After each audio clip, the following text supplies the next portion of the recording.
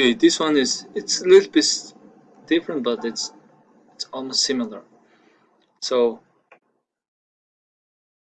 this is the question. So our null hypothesis is fair and the test hypothesis is not fair. So in order to find the square test, we're gonna use Statcrunch. And then same, just the goodness of it, chi-square test. Observed one is frequency, yeah, this is the observed one. And then expected one is cells should be equal proportion, yeah, and that's it. And then this one is oops, it should be this one. So okay, and then p-value is this one.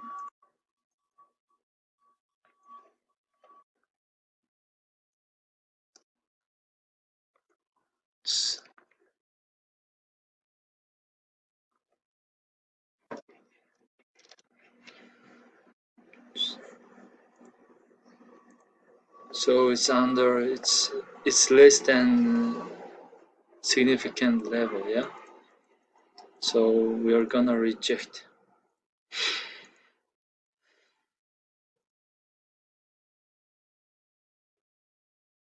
That's it.